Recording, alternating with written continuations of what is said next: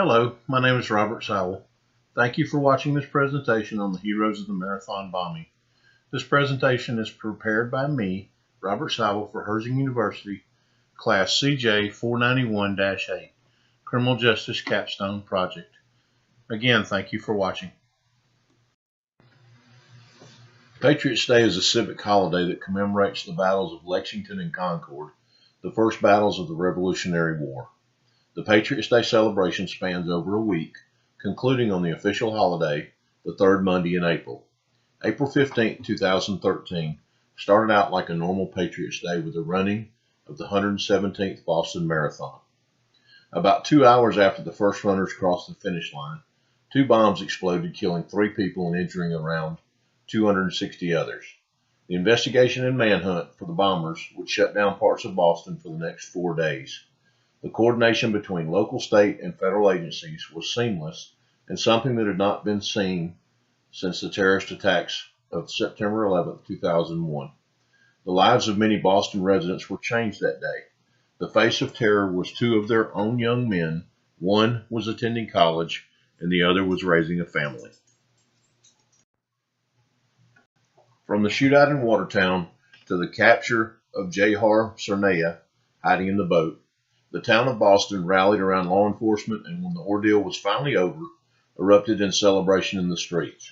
Nothing can change the events of that day in 2013, but Bostonians still celebrate Patriots Day, and the Boston Marathon is still ran every year since that horrific day. In the moments and days after the bombings, many heroes emerged. I would like to introduce you to 2 of them, Carlos Arredondo and Jeff Bauman. For his heroic efforts, Carlos Arredondo became known as the hero of the marathon bombing. Carlos Arredondo and Jeff Bauman are both the heroes of the marathon bombing. On this slide, you see Carlos Arredondo and Jeff Bauman at a ball game at Wrigley Field. They are there to throw out the first pitch on Patriots Day 2014, the 1-year anniversary of the bombing. The second picture is runners celebrating crossing the finish line before the bombing. This picture became the face of the Boston Marathon bombing. It was shared across news networks and social media all over the world. In this picture, you see Carlos Arredondo holding a tourniquet on Jeff Bauman's leg, probably saving his life. Carlos would get Jeff to an ambulance and go back to help more victims. Meet Carlos Arredondo. Carlos lost both of his sons prematurely. His son Alexander was a lance corporal in the Marines, killed in action in Iraq in 2004. After his big brother's death, Carlos Arredondo's youngest son Brian sank into a deep depression and became addicted to drugs. He ended up taking his own life just 6 days before Christmas in 2011 as the last troops were leaving Iraq. Carlos was at the marathon that day to watch a National Guard runner who was running in remembrance of his son Alexander. Carlos had just climbed down from a viewing stand, making his way to the finish line to find the National Guard runner, when an explosion rattled the block. The timer above the finish line read 4 hours, 9 minutes, 43 seconds. 13 seconds later, another explosion ripped through a crowded sidewalk 1 block west on Boylston Street. Carlos Arredondo ran towards where the first explosion was. He started breaking apart barriers so other first responders could get to the sidewalk. He lifted a piece of debris off one woman, he said, and saw the vacant eyes of Crystal Campbell, 29 years old, one of the 3 people killed in the blast. He then saw the frightened eyes of Jeff Bauman, a young man whose legs had been blown off below the knees. Alan Painter, an emergency room physician from Georgia, was at the marathon to cheer on his wife, was tying a tourniquet on Jeff's left leg. Carlos tore a piece of cloth from a sweater and started fashioning a tourniquet for the right leg. Someone else wrapped a long piece of gauze around Jeff's thigh. Carlos helped lift Jeff into a wheelchair that had been brought to the scene and ran alongside as they headed towards the medical tent. As Carlos ran beside Jeff down Boylston Street towards Copley Square, a bloodied piece of tourniquet cloth started getting caught on a wheel. Carlos held it up to keep it clear of the wheelchair. Associated Press photographer Charlie Krupa had just came out of a hotel ballroom across the street that served as the Marathon Media Center. He snapped a photo of Jeff in the wheelchair, accompanied by Carlos. Krupa took scores of photos at the scene, but it was the one image of Jeff with an ashen face and Carlos in a white cowboy hat that swept across the internet and landed in newspapers all around the world.